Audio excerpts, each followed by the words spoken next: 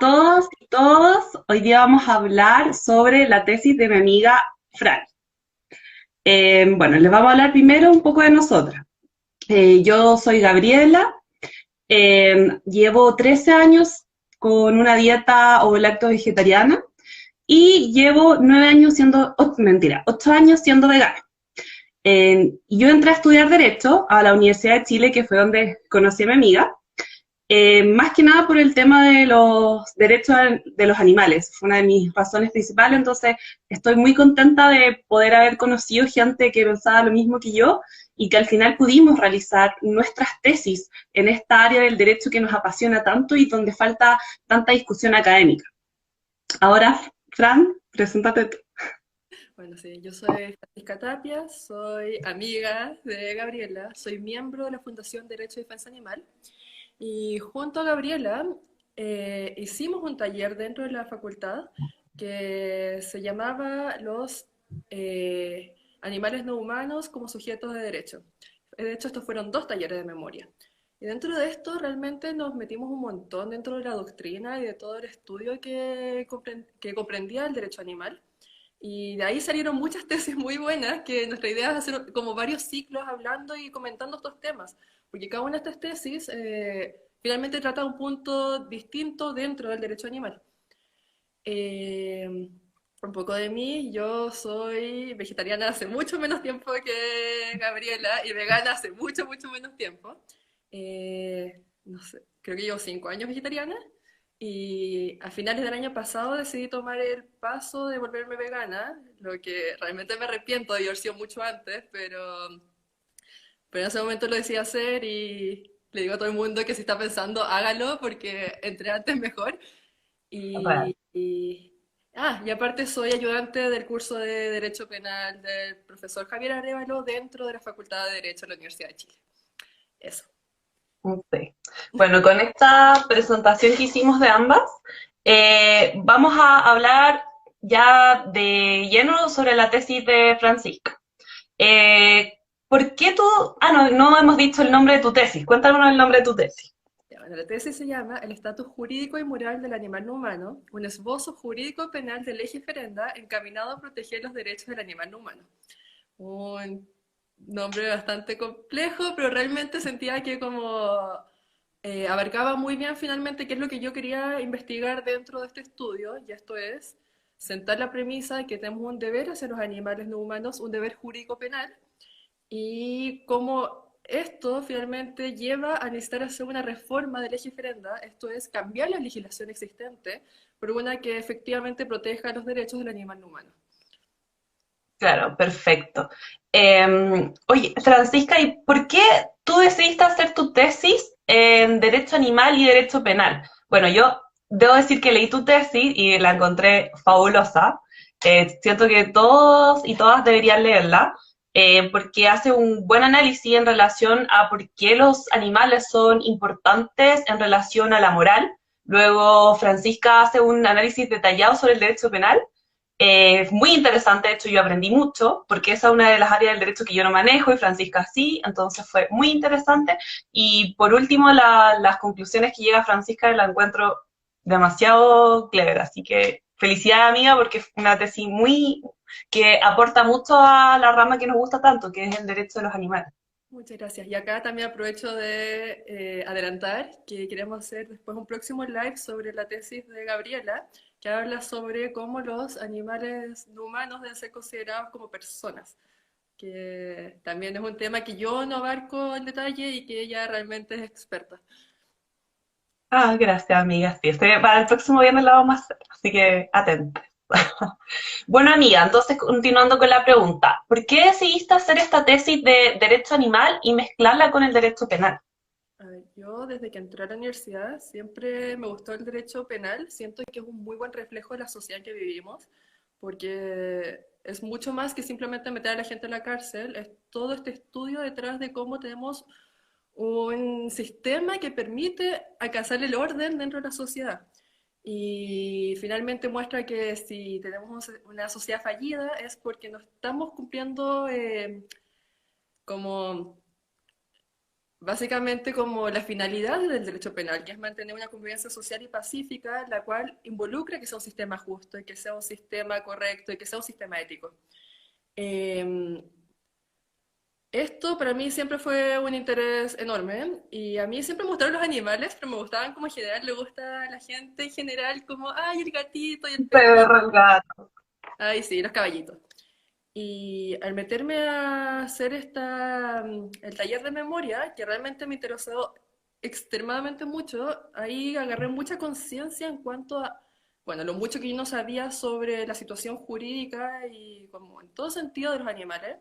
Y también me hizo darme cuenta a mí como reflexionar sobre mis actitudes de vida y como cambiar mi dieta alimenticia, cambiar como lo que estaba comprando, cambiar básicamente toda mi vida porque me di cuenta que acá había un tema que necesitaba explorar porque es una injusticia tan grande que vamos a ir seguir hablando a futuro porque vemos esto, estamos frente a un grupo enorme de seres sintientes que están actualmente en una situación paupérrima y necesitamos darle una protección legal que sea efectiva y que sea capaz de proteger sus intereses. Así Comparto totalmente tu apreciación, amiga.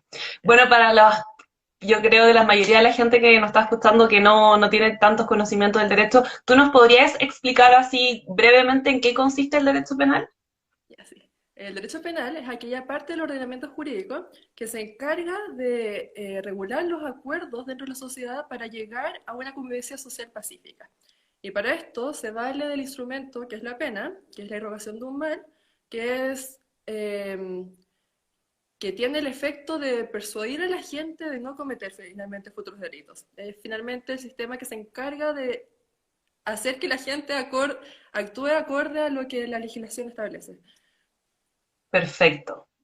Bueno, ahora ya ahondando en tu tesis tiene 3 capítulos y me gustaría que nos hablaras más o menos de en qué consisten estos capítulos, pero nos vamos a centrar finalmente en el último. Sí, ya. Finalmente, para mí la tesis era explicar por qué es un deber de los animales humanos proteger jurídico penalmente a los animales no humanos. Esa es la premisa. Y esta premisa, para sustentarla, me baso en dos supuestos. Esto es que los animales deben ser considerados moralmente, lo que se ve en el primer capítulo en detalle. Y segundo, que los animales deben ser tutelados jurídico-penalmente, que es lo que se ve en el segundo capítulo. En el primer capítulo eh, abordo el tema de la consideración moral del animal no humano. A esto también no está de más recalcar que también tenemos otra amiga que también fue parte de este mismo taller de Derecho Animal, se llama Daniela Gajardo, es parte también de la fundación y es amiga de nosotras dos, que hizo su tesis entera en este tema, sobre por qué considerar moralmente a los animales no humanos, y recomiendo leerla en caso que sea este en particular un tema que les encanta pero yo lo veo de forma más somera ya que es solamente un capítulo. En esta me enfoco, bueno, principalmente en que desde antaño ha existido este interés por distintos autores y distintos pensadores y pensadoras de darle una mayor consideración jurídica a los animales, consideración moral y jurídica a los animales no humanos. Y esto se ha sustentado desde antaño en su capacidad de sentir placer y dolor al igual que los humanos. Yo me baso en general en básicamente 3 puntos. Uno, que no existe una diferencia infranqueable entre las personas humanas y los animales no humanos. Para sustentar esto, hay 30.000 distintas teorías que finalmente me ayudan a como mantener este punto. Está la teoría o el argumento de los casos marginales, que se va a estas situaciones límites entre los animales humanos y los animales humanos, y estudia, por ejemplo, el caso de los animales que son muy competentes y muy capaces y que pueden hablar y que pueden racionar y dice cuál es la diferencia entre estos y los animales humanos. Y también se ve el caso de los humanos que no tienen tales capacidades, por ejemplo, los recién nacidos, las personas que tienen un coma irreversible, etcétera, etcétera, etcétera, discapacidades cognitivas, quién sabe. Y finalmente, como se pregunta, ¿dónde está la diferencia entre uno y el otro? ¿Dónde consideramos que tenemos al humano y su ser y su alma inmortal y que tiene esta dignidad intrínseca? ¿Y dónde paramos con los animales que los vemos casi como si fuera una categoría completamente separada de nosotros, cuando en definitiva no lo es? Eh, Bueno, en gran parte como que se estudia eso. Se estudia también Francisca, sobre... quiero responder dos preguntas que no han hecho. A José, ¿es tu internet porque a nosotras no se nos pega? Y a Artenea las pueden encontrar ambas tesis. Ah, mira, justo ahí lo pusieron. Gracias. Ahí está. En general, tienen nuestros nombres que después los podemos decir y ponen repositorio Chile y les va a salir porque ambas tesis son públicas. Así que ahí no van a tener problemas en encontrarlas. Gracias, Francisca. Sí, buscando el nombre y los nombres nosotras, los nombres nosotras y los nombres de las tesis, ya está. Bueno, después como que vamos al segundo argumento en que en general me baso para establecer por qué los animales deben ser considerados moralmente. Y esto es siguiendo la tesis de ¿cómo se llama la autora? Ah, Chris. De Ah, Christine, tiene un apellido muy extraño. Christine Korsgaard. Y ella se Gracias. kantiana, muchas gracias, se basa, se basa en la lógica kantiana para argumentar por qué nosotros debemos otorgarle derechos a los animales no humanos. Lo que yo rescato de esta argumentación es finalmente que tanto los humanos como los animales no humanos vivimos dentro de esta misma tierra y no tenemos ninguna otra opción que vivir acá. Como ella dice, de una forma que yo encuentro muy chistosa, hemos sido arrojados a esta tierra sin otra opción que vivir en ella. Y depende de todos nosotros hacer lo que podamos dentro de esta. Y después esta se va con el tercer argumento, que es que no existen motivos éticos relevantes para excluir a los animales humanos, no humanos, dentro de la consideración moral. Eh, con esto, y volviendo también a lo dicho por la autora, ya, tenemos este razonamiento. Eh, Sabemos que los animales sienten, no hay duda de eso, y esto también ha sido comprobado por la ciencia, por la biología, por La todo. declaración de Cambridge. Exacto, la declaración de Cambridge. Sabemos que sienten. Sabemos que hacerle daño a otra persona es erróneo. En todas las morales, cualquier moral en general que uno va a ver, va a saber que dañar a otra persona es moralmente erróneo. Sin embargo, ya que sabemos que los animales también sienten, no vemos ninguna razón para decir que finalmente podemos dañar a los animales y no podemos dañar a los humanos. Porque sabemos que finalmente ambos sienten, sabemos que en verdad no hay ninguna gran diferencia entre uno y el otro, que vivimos en un continuo oficio biológico social, esto es, evolucionamos juntos, seguimos evolucionando, eh, y entendiendo finalmente que causar dolor a otra persona es incorrecto, entendiendo que sufren y no queremos hacer eso, entendemos que vivimos en la misma tierra y no tenemos ninguna otra opción, debemos otorgarle una consideración moral a los animales suficiente para que estos puedan vivir de forma correcta y en paz dentro de nuestra sociedad. Y esto es, debemos considerarlos moralmente. Así que así como que toda esta argumentación finalmente nos lleva a validar este primer supuesto, que es que los animales no humanos deben ser considerados moralmente.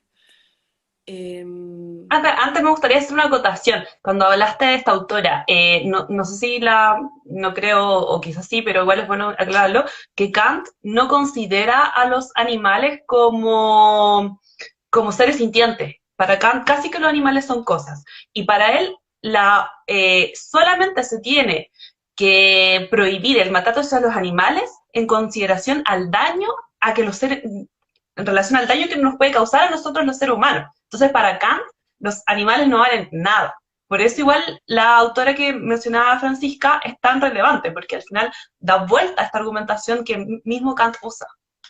exacto. Sí, es como esta típica pensamiento, el típico pensamiento que hasta en Chile se ha seguido, que la razón para penalizar finalmente el maltrato animal es porque hacerle mal a los animales puede finalmente corromper el alma de los humanos Claro. y hacernos ser peor persona y por lo tanto ser un peligro para los otros humanos. Y acá, o sea, ella en verdad en mucho detalle explica por qué esta tesis es incorrecta. Y Genial. Continuamos entonces con el segundo capítulo. Eh, yo igual conecto mucho el primer y el segundo capítulo porque siento que nuevamente estos ambos son supuestos que nos llevan a defender la premisa en la que se basa la tesis, que es que debemos proteger jurídico-penalmente a los animales no humanos. El segundo capítulo va de lleno a este tema. Entonces, parte hablando de por qué debemos tutelar jurídicamente a los animales no humanos. Y acá yo tomo dos opciones para resolver esta interrogante. Podemos irnos por la parte de la ética racionalista, que es aquella que entiende que tenemos derechos subjetivos solamente porque un sistema normativo los recoge y los ampara, los que se justifican en el derecho natural o la moral. Entonces, si nos convencimos en el primer capítulo de que los animales deben ser considerados moralmente, vemos que no hay ninguna razón para finalmente eh, no considerar a los animales no humanos dentro del espectro de derechos fundamentales que deben ser protegidos y por lo tanto entendemos que ellos deben ser tutelados jurídicamente. Ya que de la misma manera que las personas tienen derechos fundamentales, los animales también deberían tenerlos porque ambos sufren, etcétera, etcétera, etcétera. Es una argumentación que yo encuentro que es muy buena porque en general la gente tiende a creer los derechos humanos. Sin embargo, hay gente que no. Hay gente que dice que finalmente todo, o sea, no hay ley y no hay norma que no se sustente finalmente en este acuerdo entre las personas y que no hay ninguna norma superior que esté escrita en alguna parte y que sea suficiente para justificar por qué debemos tutelar a los animales no humanos. Entonces acá me voy a el segundo razonamiento, que es como que sigue una corriente positivista y bajo la cual entendemos que un sujeto de derecho es solamente una persona que tiene una licencia expositiva que hace que otras personas tengan que actuar de determinada manera frente a ellos. Esto es, si yo tengo un derecho, lo que significa es que tú o otra persona no puede llegar y afectarme a mí acorde a ese derecho que se reconoce para mí. Claro. Entiendo que es solamente esto, la noción de derecho subjetivo. No hay ninguna razón para excluir, o sea, para sujeto de derecho, no hay ninguna razón para excluir a los animales no humanos, ya que finalmente esto se puede otorgar a cualquier ser, hasta alguna cosa. Entonces, en base a esto, eh, busco razonar por qué finalmente es un deber, a pesar de cómo esto sigue siendo un deber de nosotros tutelarlo jurídicamente. Y para esto yo recurro al derecho penal. Eh, y en particular me voy a los fines de la pena, porque para entender cuál es la necesidad de tutelarlos penalmente, eh, qué es lo bueno que puede traer como usar el derecho penal como una herramienta para tutelarlos, y finalmente cómo sigue esta argumentación. Parto de la premisa de que el derecho penal es un dispositivo convencional para expresar actitudes de desaprobación dentro de la sociedad. Esto es, nosotros cuando penalizamos algo decimos, este comportamiento no está aceptado porque la sociedad no lo acepta. Así de siempre. Eh, Indagando un poco más, tenemos que entender cuál es la finalidad detrás de todo esto y para esto mismo yo indago sobre los fines de la pena. ¿Por qué los fines de la pena? Porque aparte también es una tesis en derecho penal, no solamente derecho animal, y por eso mismo se indaga en verdad en mucho detalle sobre cuáles son los fines de la pena y cuál es el punto de penar en general, no solamente los animales, sino en general. Y tomo postura, después de este estudio, de que se reprocha el abuso unilateral de la confianza recíproca entre los miembros de la comunidad. Y que a través de la irrogación de un mal, esto es, a través de una pena, se expresa el reproche penal, siendo esto finalmente una acción comunicativa. Volvemos a lo que dijimos previamente, estamos comunicando que nosotros consideramos que este comportamiento es inaceptable, le estamos diciendo a las otras personas de la comunidad que estamos eh, tomando como un corriente moral, como lo expresa el profesor Juan Pablo Mayarich, pero finalmente yo te estoy hablando a ti, te estoy diciendo que yo no acepto tu comportamiento y que por lo tanto necesitamos hacer algo como sociedad para evitar que la gente siga comportándose de esta manera. Además de esto, indago sobre el bien jurídico protegido, ya que también es un concepto sumamente complicado en el derecho penal, porque no hay finalmente nunca hay consenso de nada y siempre hay distintas teorías, pero en particular sobre este hay una falta de consenso enorme sobre qué es el bien jurídico protegido, si es que realmente se protege algo porque hay un bien jurídico protegido previo que dice que hay que protegerlo, o ya que este bien jurídico protegido existe, debemos tutelarlo. En fin, una discusión también que se encuentra en la tesis, pero no voy a hablar acá en detalle porque no creo que sea el tema la IB en particular, pero sí toma partido siguiendo la tesis del profesor Kalhauser, y él básicamente, muy a grandes rasgos, dice que los bienes jurídicos están para mantener la convivencia pacífica entre los miembros de la sociedad. Así de simple. En verdad, o sea, es más complejo que eso, pero podemos resumirlo de esa manera. Y como sacando esta definición que es muy general, podemos llevarla al caso del maltrato animal y del sufrimiento animal en general. Dentro del primer capítulo también se estudia a Will Kimlicka y a Sue Donaldson, que son los autores de un texto que se llama Zoopolis. Y ellos establecen como uno de los grandes puntos es considerar a los animales miembros de la sociedad, no como un ser aparte, alejado de nosotros, sino como una parte activa dentro de la sociedad. Y yo me agarro mucho a esa idea, porque creo que es muy correcta.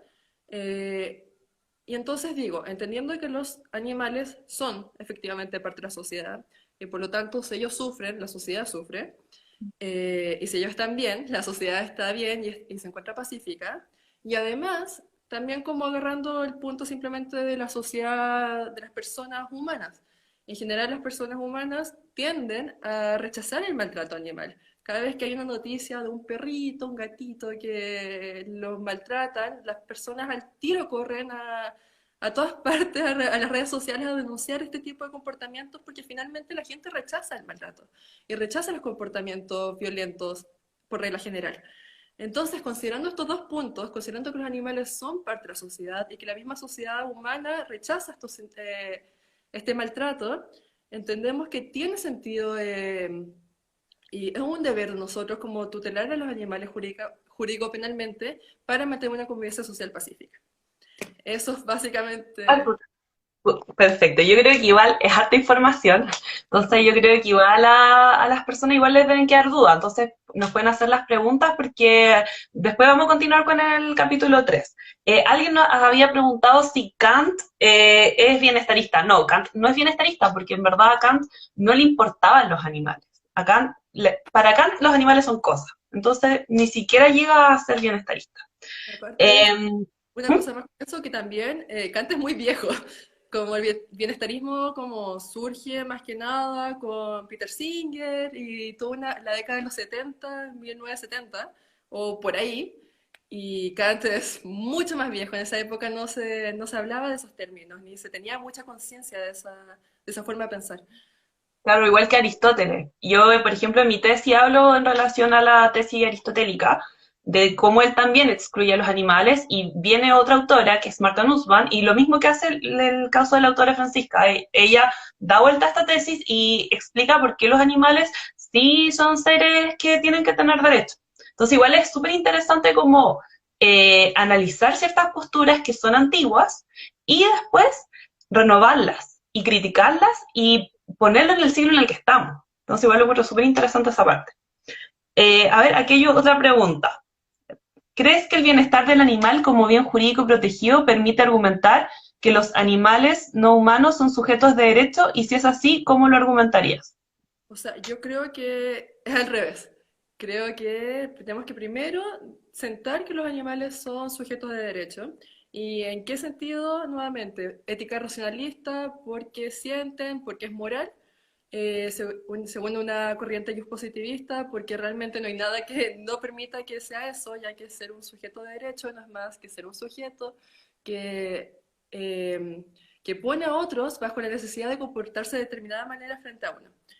Entonces, entendiendo, como asentando que los animales son sujetos de derecho, entra toda la discusión maravillosa del bien jurídico protegido, que es uno que yo estudio muy en detalle en el tercer capítulo, por eso digo que esperes un poquito, porque ahí vamos a hablarlo bien en detalle, cuando me refiero al tercer capítulo.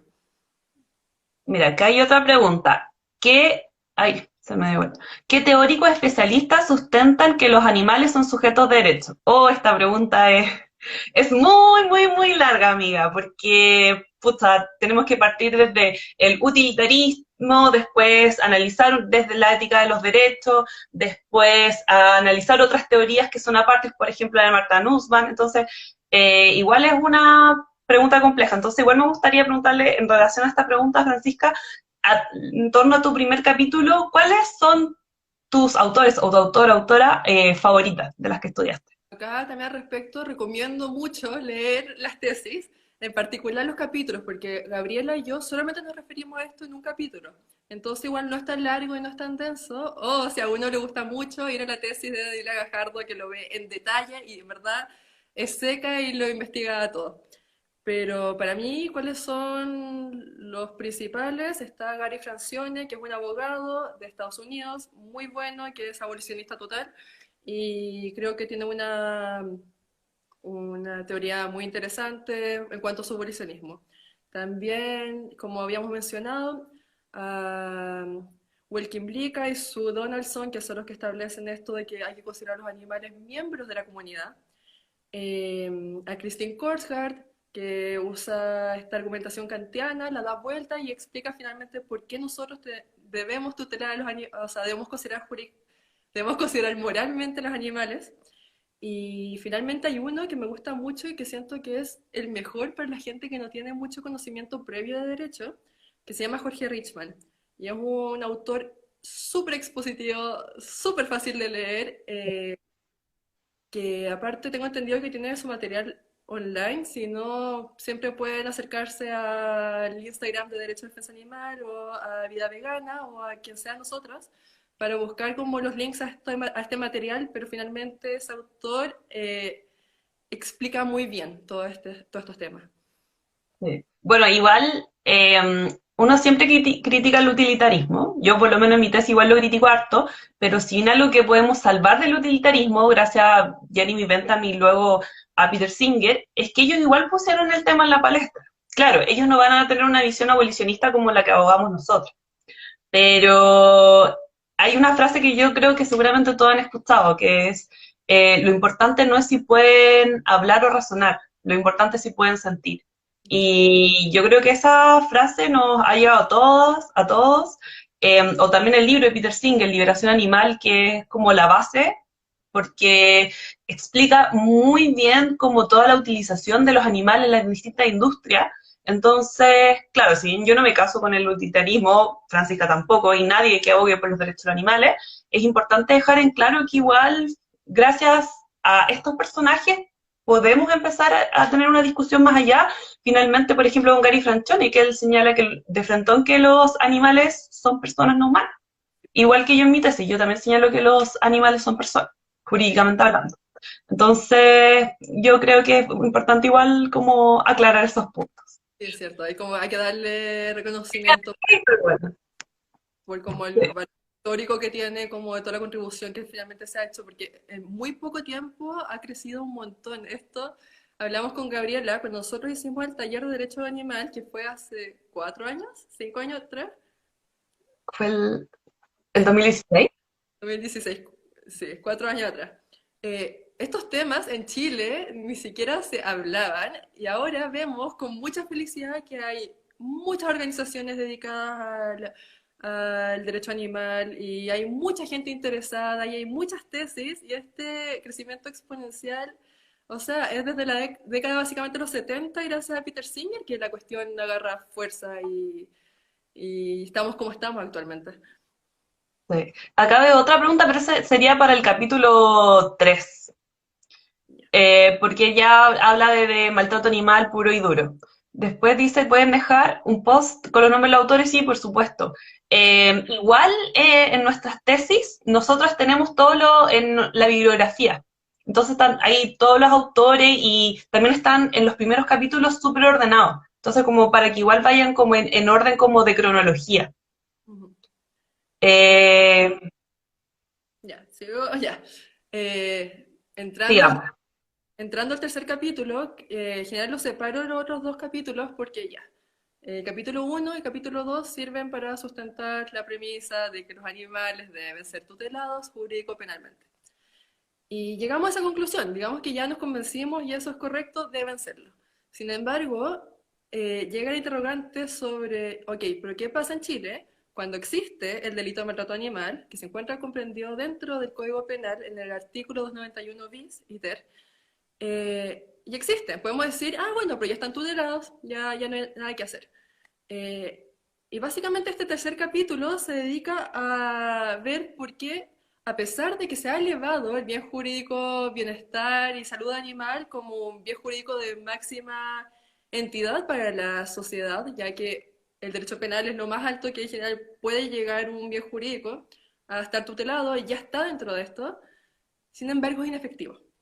Y acá voy a explicar por qué es inefectivo y por qué, por lo tanto, a pesar de que existe, al no tener aplicabilidad práctica, o muy escasa, o muy difícil, finalmente no se está tutelando y finalmente no se cumple la premisa y lo que nosotros queremos hacer, que es tutelar jurídico-penalmente a los animales no humanos. Entonces, bueno, el tercer capítulo lo que hace es que en su primera parte analiza la situación jurídica del animal no humano en general en la legislación chilena. Entonces ve cómo está en distintas normativas, en civil. Acá, como es probablemente sabido por todos los que están viendo esto, el animal, su consideración jurídica es de mueble, un mueble semoviente, dentro del artículo 567 del Código Civil. Y finalmente se investiga, o sea, se intenta sacar una foto de cuál es el panorama actual en que nos encontramos en Chile. Y de ahí me voy ahí también como analizo todas las normas de protección animal que han salido recientemente, más que nada desde el 2009, que es cuando se eleva el estándar de protección de los animales, y ya se deja tutelar al animal como un bien comercial o económico y empieza a ser tutelado más que nada por su sintiencia. Y esto se establece explícitamente desde el 2009 en adelante con la Ley de Protección Animal, que el animal es un ser sintiente. Y ahí en adelante, la ley Cholito, los reglamentos que han salido consecutivamente han ido en esa línea. Eh, Finalmente, lo que se hace es que se analiza el delito de maltrato animal en detalle. Y en esto me enfoco, y acá volviendo a lo que había preguntado alguien previamente, en el bien jurídico protegido, que es un tema tan interesante finalmente y tan relevante para entender qué es lo que finalmente se protege cuando uno tiene un delito. Y acá yo analizo distintas teorías a través del mundo sobre qué es lo que se protege finalmente con el maltrato animal. Entonces hay mucha gente que es partidaria de que el bien jurídico protegido en el maltrato animal es la moral pública y las buenas costumbres. Esto es que la gente siente penita y siente tristeza y se afecta cuando ve que el animal es maltratado y que también esto corrompe a la misma sociedad, ya que hace que la gente actúe de forma, ya que actúa de forma violenta hacia los animales, va a actuar de forma violenta hacia los animales, o sea, ya, hacia los animales humanos. Esto, después del análisis que se hace, se excluye completamente y hay distintas razones, pero yo creo que la razón principal es el hecho de que nunca se ha exigido publicidad en el delito de maltrato animal en Chile. Ni siquiera desde su configuración más temprana se ha pedido publicidad, que es una cosa que sí se ha exigido en otras legislaciones de otras partes del mundo. En Alemania sí se exigió en su momento.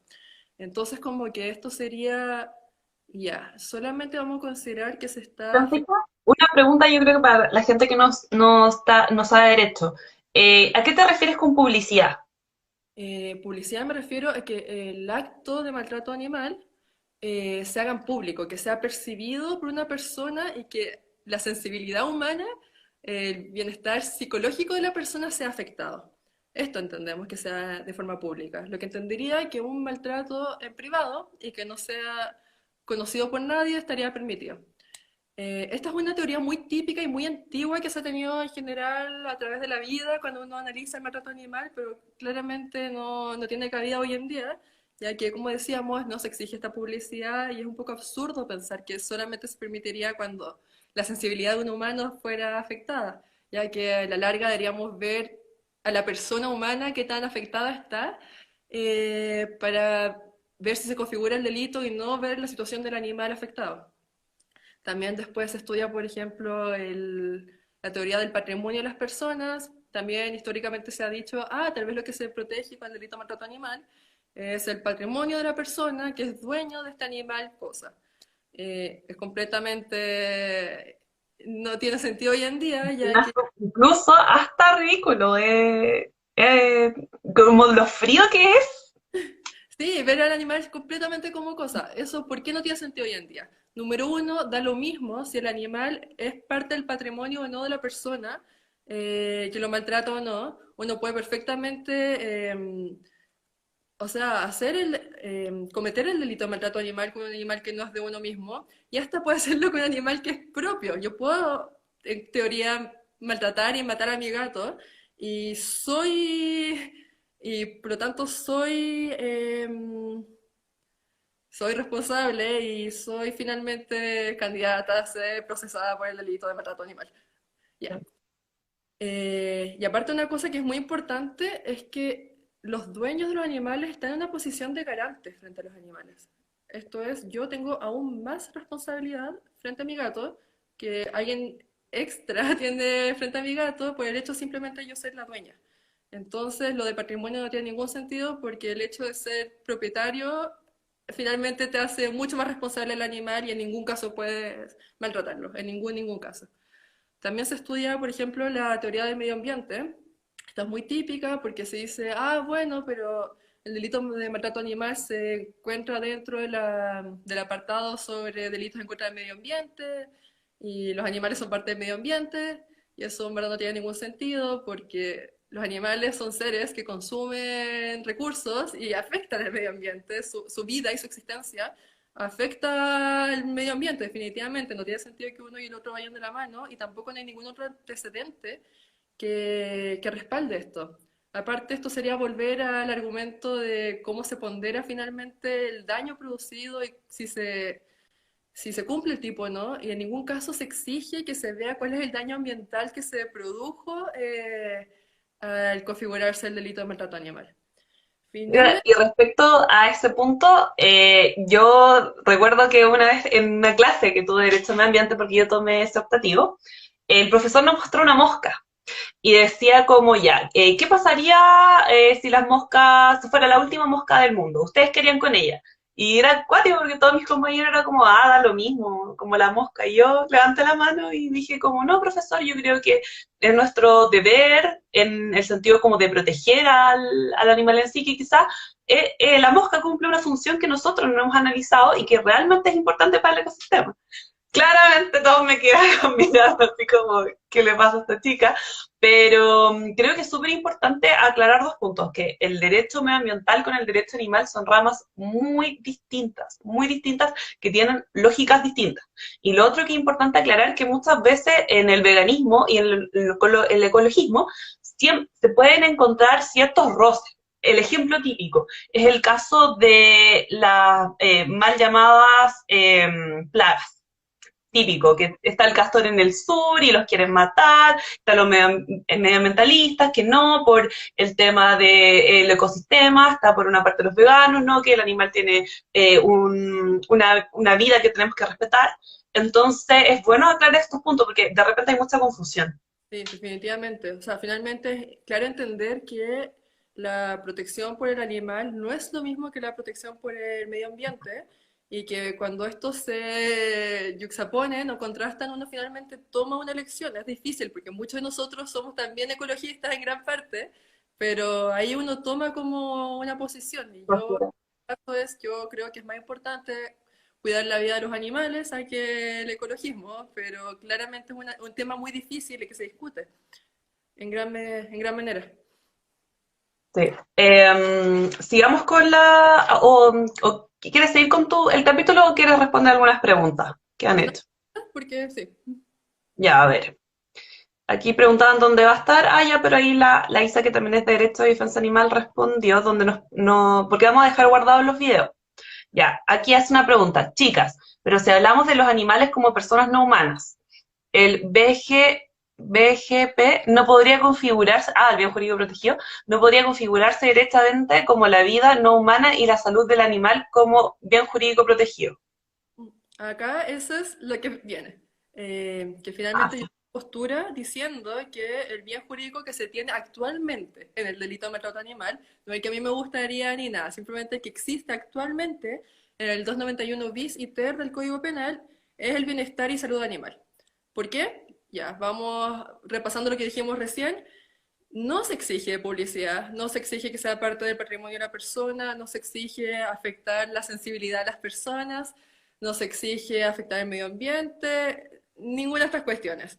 Sin embargo, lo que sí se exige dentro del tipo es que haya un daño, dolor o sufrimiento al animal. Por lo tanto, es lógico que es lo que se protege finalmente dentro del delito de maltrato animal que está configurado actualmente es el bienestar y la salud animal. Esto igual yo lo desarrollo un montón dentro de la tesis, porque obviamente son temas muy complejos y es difícil hacer como toda una clase de esto en estas circunstancias. Pero finalmente, o sea, yo creo que la mejor forma de explicarlo es hacer el argumento de la exclusión, ya que ninguna de estas cuestiones se protegen y ya que sabemos que esto efectivamente se protege, entonces tiene sentido decir que el bien jurídico protegido es el bienestar y salud animal. Claro. Eso. Acá hay otra pregunta. ¿Y cómo relacionan el bienestar y protección animal con la constitución política? Uh, bueno, no sé si sabrá la mayoría que en la constitución hoy en día no se consagra ningún derecho a los animales, ni siquiera se mencionan los animales en la constitución. Bueno, es otra compañera de nosotras, bueno, ella era dos generaciones más grande que nosotras, ella hizo su tesis en relación a derecho animal y derecho constitucional, así que espero después, más adelante, poder entrevistarla y que nos diga su postura y si al final esto es viable. Así que Eso. esa pregunta es para una próxima entrevista. Gracias, Ariadna, por favor. Sí, hay muchas tesis muy interesantes, por eso acá hay temas infinitos de qué hablar. También aprovecho de decir, esto igual lo voy a mencionar al final, pero ahora que se viene Asamblea Constituyente, a apoyar iniciativas que busquen incorporar los animales dentro de la nueva Constitución. Dentro de Derecho y Defensa Animal estamos haciendo una campaña para incorporar a los animales dentro de la Constitución. Entonces yo creo que lo que podemos intentar hacer por ahora es apoyar todas estas iniciativas y trabajar juntos para lograr este objetivo finalmente. Sí. Eh, ¿Queda algo en el tintero del capítulo 3 o vamos a las conclusiones y tu apreciación? ya, sí, yo creo que eso es lo importante, porque el capítulo 3 lo que hace es que analiza muy en detalle, pero de forma jurídica, el delito de maltrato animal. Lo que puede no ser o sea, no puede ser de mucho interés para mucha gente que está viendo esto, que no estudia derecho, pero sí creo que es importante mencionar cuáles son las conclusiones que yo llego, que creo que pueden ser entendidas por cualquiera. Y finalmente, la mayor conclusión es que necesitamos una efectiva política criminal que sea capaz de abordar el tema de la situación de los animales. Entonces, primero que todo, necesitamos educar. Necesitamos educar al Ministerio Público, necesitamos educar a jueces, necesitamos educar a los funcionarios de la PDI, necesitamos educar a carabineros, a todas estas personas que eh, que finalmente como son aquellos que hacen que perseguir el delito de maltrato animal sea más difícil, ya que el año pasado muy típico, hubo un caso de una perrita que estuvo encerrada dentro de un auto por más de 6 horas y murió, creo. Y lo que hizo Carabinero en ese caso es que citó a la persona a comparecer ante policía local cuando este era un claro caso de maltrato animal. Esto no es tenencia responsable, esto es maltrato animal. Entonces, todos estos problemas y esta falta de información que tienen los funcionarios de la Administración de Justicia permiten que finalmente tengamos este delito y que no tiene aplicación práctica. Eso es número uno. Número dos, eh, es un problema sobre, ya, esto es un problema un poco de derecho, pero tiene sentido. El artículo, eh, Tuviera sentido. eh, 91 bis y 291-T establecen como que se prohíbe todo acto de maltrato o crueldad hacia animales en general. Se refiere a la voz, al vocablo animal en general y ahí configuran o sea, califica los distintos tipos de maltrato en cuanto a su resultado y es bastante pormenorizado. Entonces ahí uno lee, uno diría, ah, esto abarca a todos los animales y todos los animales están protegidos. Sin embargo, esto en la práctica ocurre raramente, y eso es porque opera algo que en derecho llamamos el principio de especificidad. Y este principio lo que dice es que prima la norma particular por sobre la norma general. Y lo que ocurre es que en toda la legislación que tenemos, hay muchas normas que se refieren al trato de los animales dentro de distintas industrias.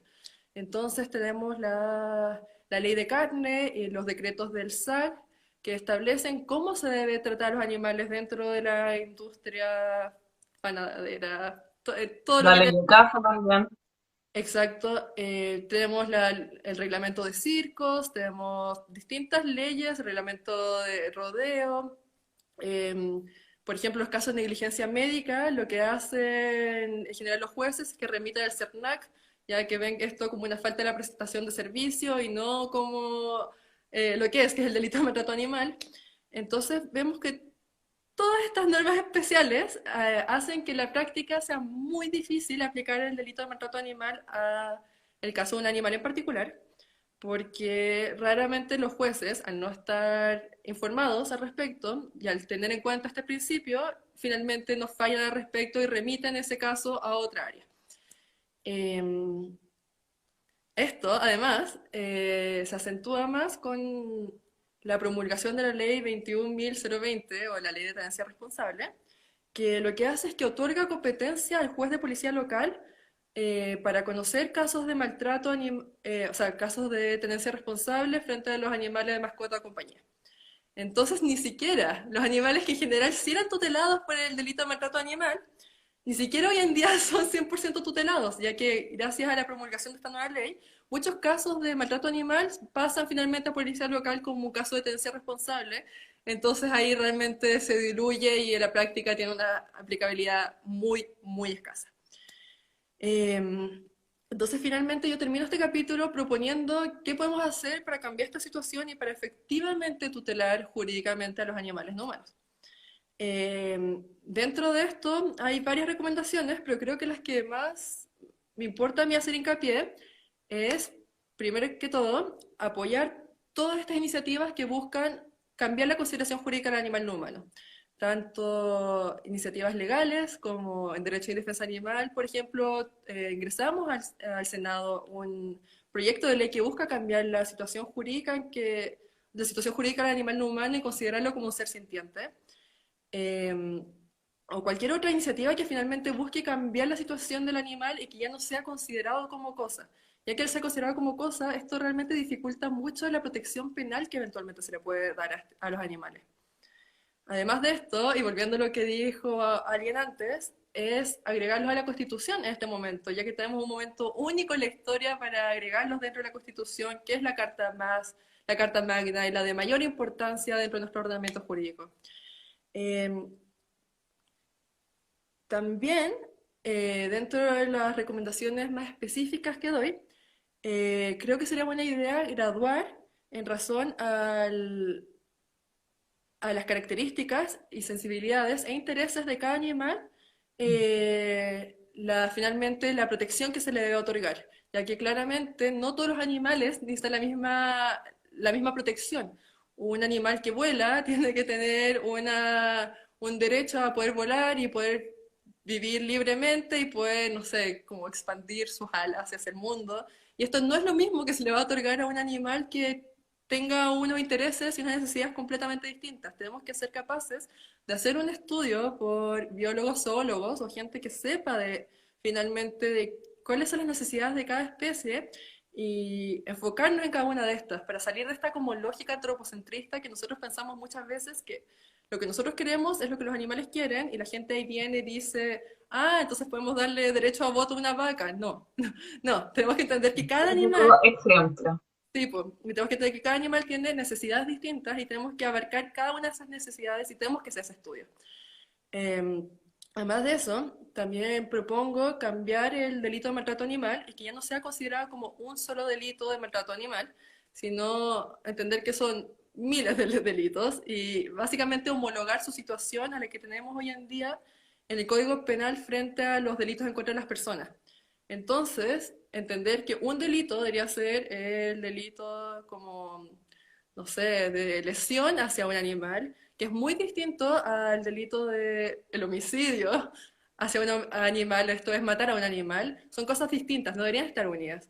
Porque también hay otras cosas más pequeñas que finalmente pasan desapercibidas. El abandono o situaciones de abandonos particulares, todas estas cuestiones deben ser considerados de forma mucho más pormenorizada y no de forma abstracta cuando uno dice maltrato animal, daño, malestar del animal, porque eso finalmente no ayuda al animal porque no nos permite trabajar con mucho. Pero Eh, respecto a ese punto, debo decir que a mí me hizo mucho clic cuando lo mencionaste, porque, bueno, como dijo Francisca, mi tesis es sobre el estatus jurídico de los animales, donde yo señalo que son personas. Y bueno, obviamente al señalar que un animal ya es persona va a tener muchas consecuencias jurídicas, pero esta yo no la había pensado. Y después cuando leí como la tesis de Francisca, y fue como, claro, pues serían, como ya no sería solo el maltrato animal, sino serían distintos delitos, distintas connotaciones, y me llamó mucho la atención, fue como, sí, tiene toda la razón. Aparte es muy Sí, útil porque aporte. graduar cada uno de estos delitos acorde a cómo también se hace siempre en derecho animal, o sea, en derecho penal.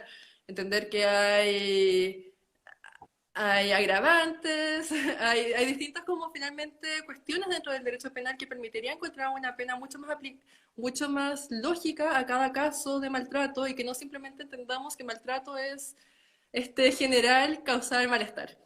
Así que esas son las principales recomendaciones que yo hago. Hay unas más específicas en cuanto al análisis más detallado del delito de maltrato animal, que nuevamente, si a alguien le interesa saber, como invito a leer la tesis. Y también, si no, a preguntarnos, porque estamos acá completamente disponibles para eso. Oye, Fran, ahora se me ocurrió otra pregunta. ¿Tú qué opinas respecto al cambio que hubo en el 291 bis y a que se agrega el 291 t? Yo creo que eso es algo que faltaba demasiado.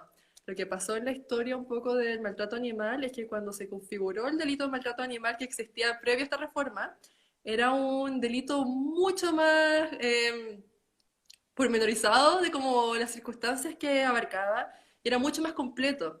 Y finalmente la redacción final queda como un tipo bastante simple que habla como del maltrato injustificado al animal no humano, lo que en la práctica no llevaba a nada, y tengo entendido que hasta antes de la promulgación de la ley 21.020 había habido solamente una condena de maltrato animal.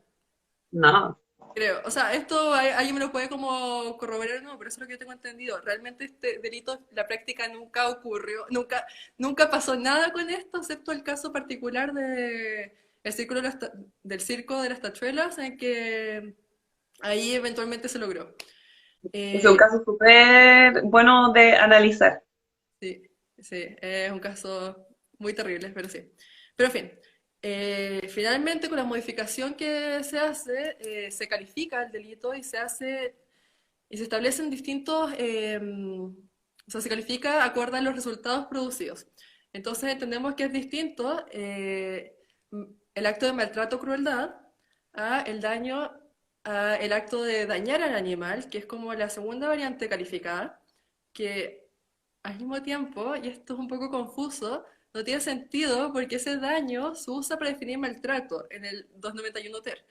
Entonces vemos que también está muy mal redactada esta cuestión. Pero lo que sé finalmente, ya en definitiva, más allá de criticar cómo está redactado, es que establece distintas variantes y hace que los casos de maltrato más leves tengan una penalidad y los casos de maltrato más graves o que produzcan la muerte del animal tengan una penalidad distinta, lo que tiene consecuencias distintas. Lo que hace que, por ejemplo, en los casos más graves, el fiscal esté obligado a investigar y finalmente tiene como todas estas consecuencias prácticas que son, a ver, son muy fructíferas a pesar de la mala redacción que yo considero que tiene el articulado, que también está en la tesis, por si alguien quiere indagar un poco más.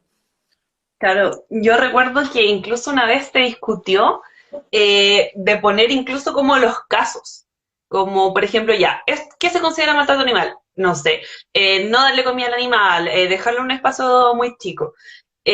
Claro, vemos que eso al final no se aprobó, igual veía como el pero en en que podían quedar ciertas situaciones de maltrato animal que no se consideraran. Entonces me gusta que esté redactado como acción u omisión, porque también a mí me ha pasado muchas veces cuando trataba de denunciar maltrato animal, bueno, siempre recomiendo en la práctica ir más a fiscalía, porque en verdad carabineros, incluso la Videna, no te quieren tomar la denuncia. Incluso aunque es tu obligación hacerlo, te dicen, no, pero si esto no es, no sé qué, entonces en verdad la mejor es ir a fiscal. Bueno, continuando con lo que iba a decir, que hay muchas cosas que ellos no consideraban. Por ejemplo, un animal muy grande en un espacio muy pequeño, y él decía, no, pero si tiene su agua, tiene su comida, pero ok, pero ese animal no se puede mover, no tiene espacio. Dice que solo sacan a pasear una vez, dos veces al día, pero ¿cómo ese pobre animal va a estar todo el rato ahí? Entonces me gusta que ahora se haya incluido como acción u omisión. Sí, eso es finalmente lo importante, que antes se discutía sobre si es que la conducta de maltrato animal debía ser solamente una acción o si podía ser una omisión. Y esta discusión fue ya muchos años y lo que hace esta ley es que establece de manera explícita que es acción u omisión. Lo que finalmente deja claro que en caso de que hay un perro que está abandonado, que es un caso muy común en la práctica, ese sí puede ser denunciado. Claro. Acá alguien dice, el caso del perrito dentro del auto sería claramente por omisión, hay una falta de cuidado. Claro, de hecho, Francisca analiza ese caso en su tesis. Ujú. Sí, de Sí. manera. ¿Algo más que quieras agregar, amiga?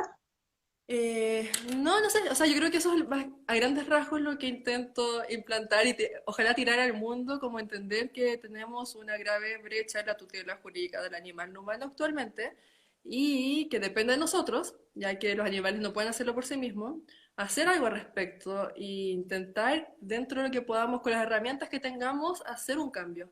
Acá en nuestro caso tenemos la suerte y esto de haber estudiado derecho y poder usar esta herramienta para tutelar a los animales no humanos. Pero sé que hay gente que no estudia derecho, pero tiene una voz, puede hacer otras cosas.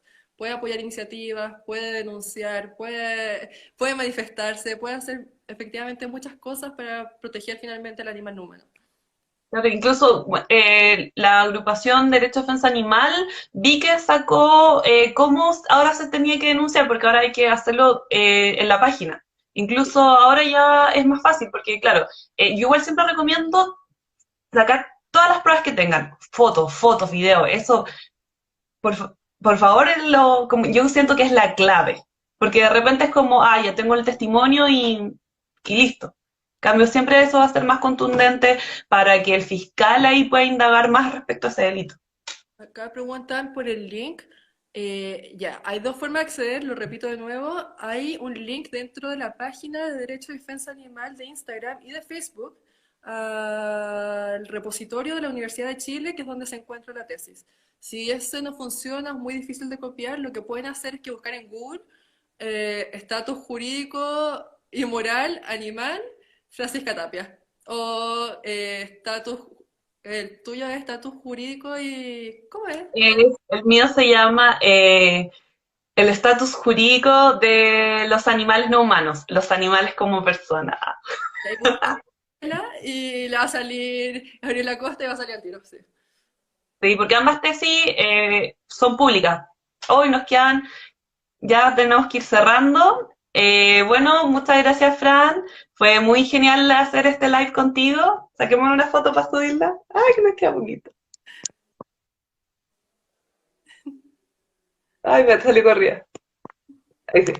Ya. Muchas gracias a todas y todos los que participaron y el próximo viernes se viene otra, así que estén atentos. Próximo Chao. día